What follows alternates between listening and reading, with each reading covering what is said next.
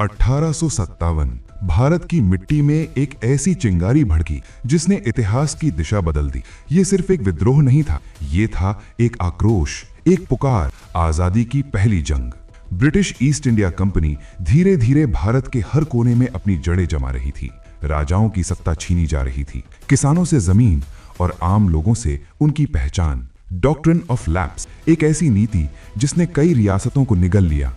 झांसी, सतारा, नागपुर, हर तरफ असंतोष की आग सुलग रही थी। और फिर आया वो पल जिसने इसहाक को भड़का दिया। नई एनफील्ड राइफल के कारतूस जिन्हें इस्तेमाल करने से पहले मुंह से काटना पड़ता था, और अफवाह थी कि उन पर गाय और सुअर की चर्बी लगी है। हिंदू और मुस्लिम सैनिकों के लिए यह सिर्फ अपमान नहीं, धर्म का अपमान था।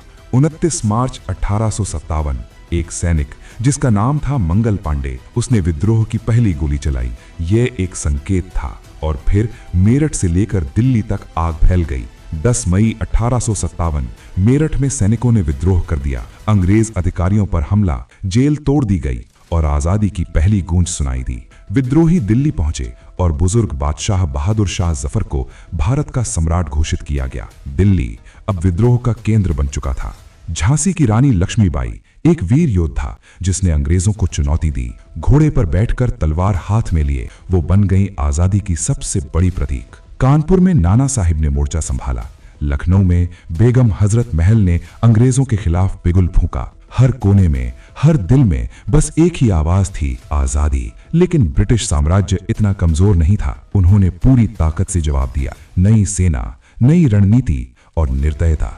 दिल्ली पर दोबारा कब्जा, बहादुर शाह जफर को कैद कर लिया गया और मुगल सल्तनत का अंत हो गया। झांसी वीरता की मिसाल बनी, लेकिन रानी लक्ष्मीबाई युद्ध में शहीद हो गईं।